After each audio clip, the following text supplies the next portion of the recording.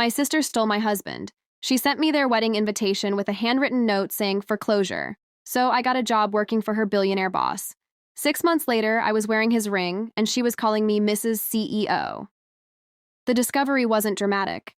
It was a forgotten iPad left charging in the living room, still logged into my husband Leo's messages. I saw my sister Chloe's name. I saw a photo, a selfie of them together in a hotel room. The date was our anniversary. I didn't confront him that night. I waited until morning, placing the iPad between us on the breakfast table like another piece of toast. "How long?" I asked. His face told the whole story. Guilt, then panic, then a strange relief. "A year," he said. "It just happened." Chloe arrived minutes later as if summoned. She didn't apologize. She sighed. "You were always so comfortable, Maya. Leo needs passion. He needs ambition." I looked at my husband of 5 years and my only sister.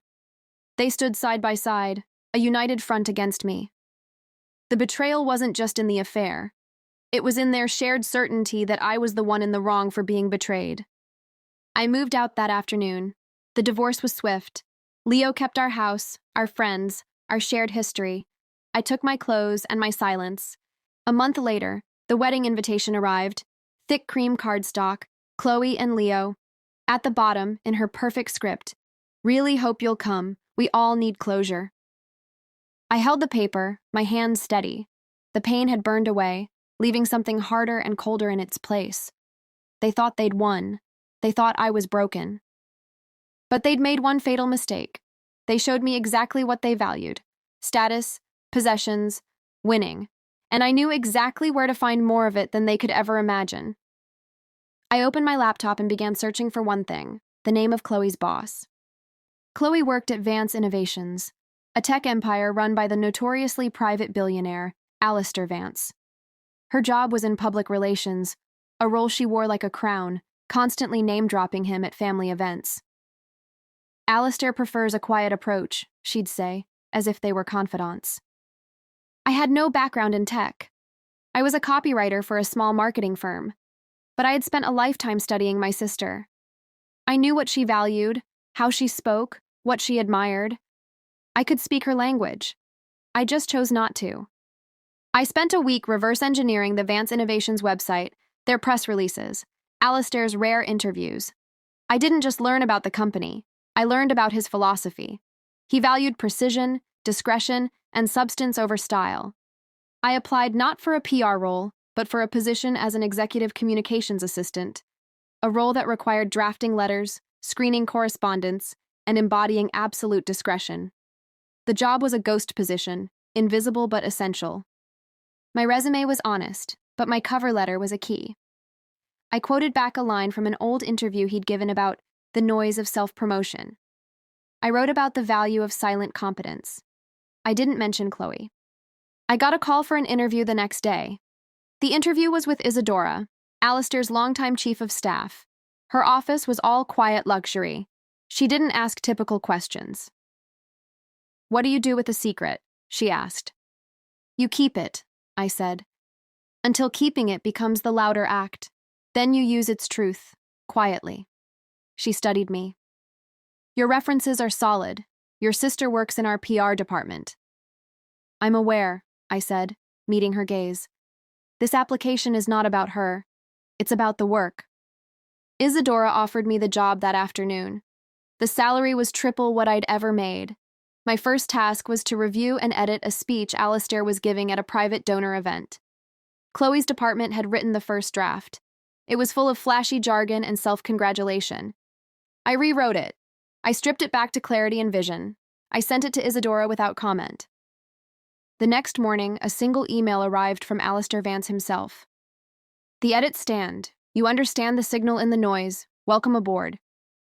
On my first day, I saw Chloe in the sleek lobby. She stopped mid-conversation with a colleague, her smile freezing. "Maya, what are you doing here?" I held my new keycard up, the Vance Innovations logo facing her. "I work here," I said calmly, "in executive communications. I guess we'll be seeing more of each other." I walked past her to the private elevator that led to the executive suites. I didn't look back. I could feel her stare burning into me, a mix of confusion and the first flicker of a new, unfamiliar fear.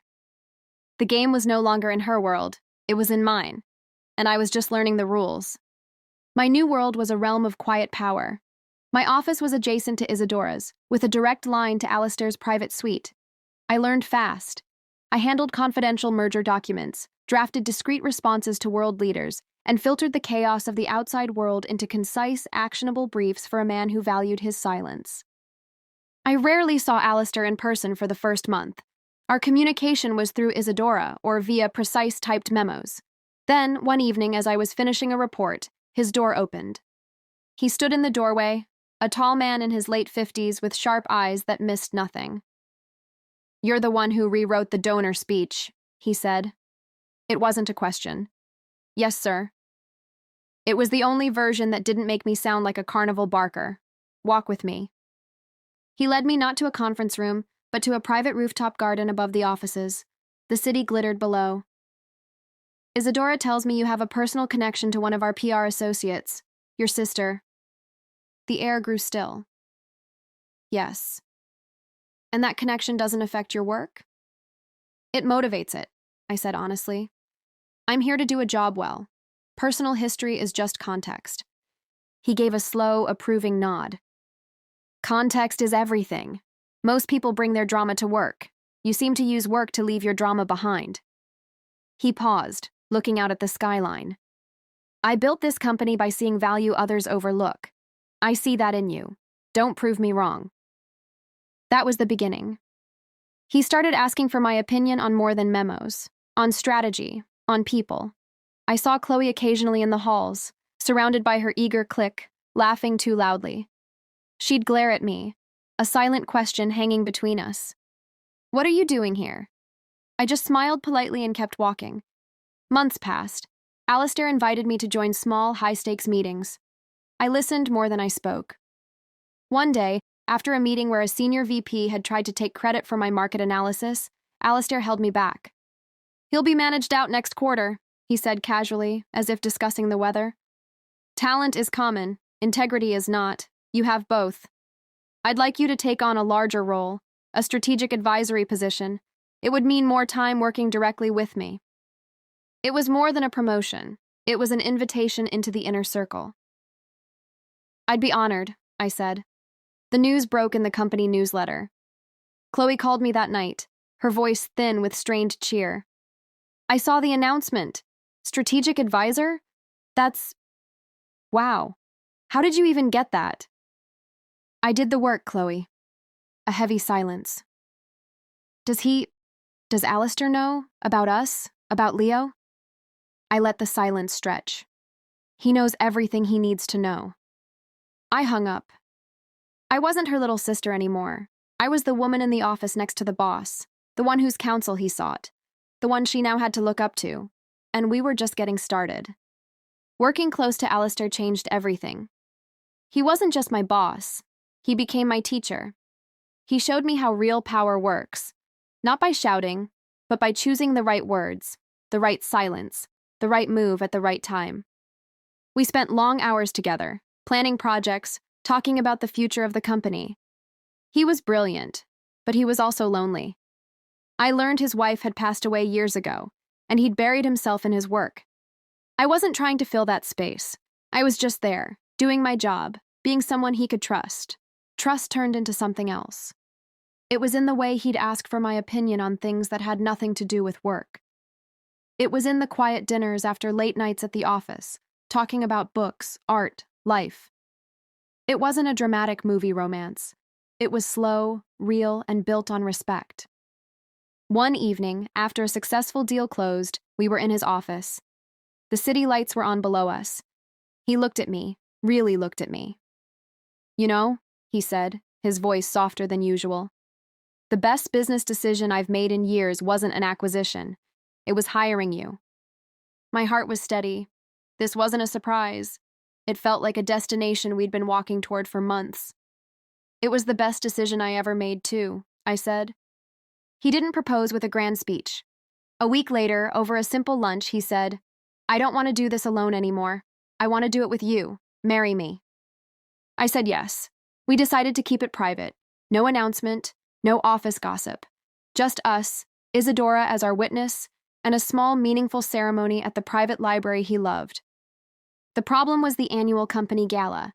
It was the biggest event of the year. Everyone would be there. Chloe would be there, with Leo. Alistair and I couldn't hide as husband and wife in a room full of our employees. "Are you ready?" Alistair asked me the morning of the gala. I looked at my wedding ring, a simple, elegant band. "I've been ready," I said.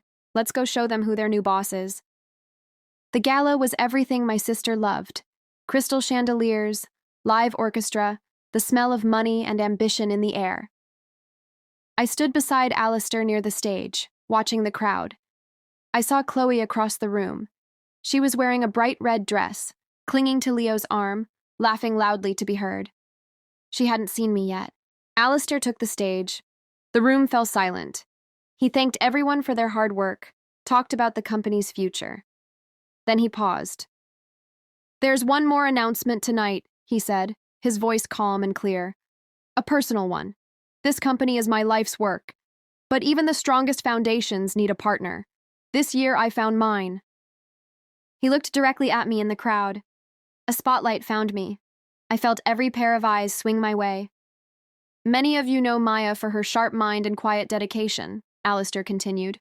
"What you may not know is that she is now my wife, my partner, in life and in leadership." The silence was total for 1 second. Then a wave of applause, polite, shocked, then warm. But my eyes were locked on one point in the crowd. Chloe.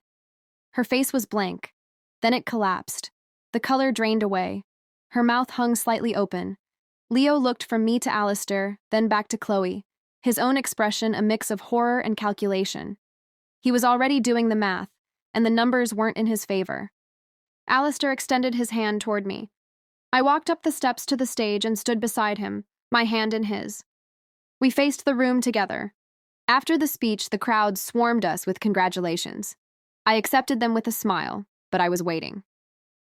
Finally, Chloe pushed her way through.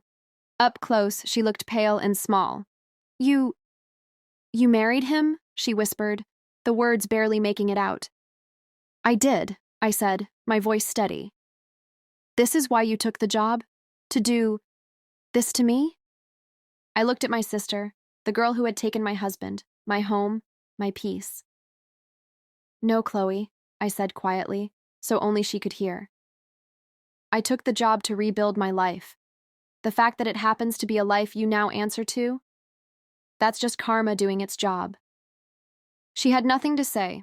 The fight was gone. She just stared, finally understanding the New World Order. Later that night in our penthouse, Alistair handed me a small box. Inside was a new key card. It said, "Maya Vance, co-chair." "The office next to mine is yours," he said, "if you want it." I took the card. It wasn't about the title. It was about the choice, the power to choose my own path, from a position of strength I had built myself. The next morning, an email went out to all staff about the new leadership structure. My first official act as co-chair was to restructure the PR department. I created a new ethics and integrity committee. I appointed Chloe as its junior liaison, a real job with real work, reporting directly to Isadora. No demotion, no humiliation, just a new lane to drive in. A lane I owned. I saw her in the elevator once after that. She was quiet, holding a stack of reports. She finally met my eyes and gave a single, slow nod. It wasn't friendship. It wasn't love. It was recognition. She finally saw me, not as her little sister, not as the woman she could beat, but as the woman who owned the building, and I didn't have to say a word.